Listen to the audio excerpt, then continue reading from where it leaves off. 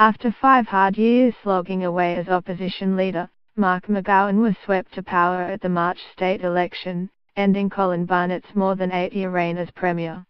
Despite his new government barely making a dent on debt and deficit since its election victory, Mr. McGowan insisted his team would start to turn the state's dire finances around by the time of the next election. Sitting down for a wide-ranging interview with the ABC's Jessica Strutt, he also opened up about his life at home and how it helps keep him grounded. Strutt, Premier, you are axing public servant positions, you broke a key election promise not to have new taxes on West Australians, and you have barely made a dent on debt and deficit. How are you going to fix the books? McGowan, it is a long-term process, it will take some years, in fact it will take many years. We basically inherited debt climbing to $42 billion, we have lost $5 billion in revenue since then. It is a long-term process.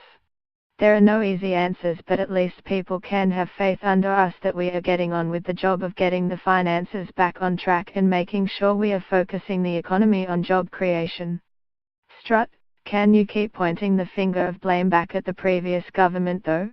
If it comes to you having been in office for 3.5 years, and you are facing the prospect of the next election, you are going to need a fix, aren't you? You will need to show that you have actually made a dent in the debt and deficit. McGowan, the forward estimates show that by 2020/21 debt will have peaked, and we expect it will be coming down and we will have the state back to surplus, so we are very keen to achieve that in that year. Strutt, how frustrating is it to be elected in a landslide victory and yet have an upper house that appears to be wanting to frustrate many of your measures? McGowan, I just say to the upper house that we did get a mandate to govern, and they need to act in the interests of the people of the state, and I think West Australians do not want to see a Senate-style arrangement in the upper house in our state.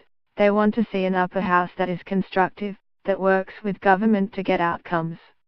Strutt, you must be worried though going forward, given the things that they have already blocked and kicked out, including the gold royalty. It is not looking good in terms of a working relationship with the upper house, is it?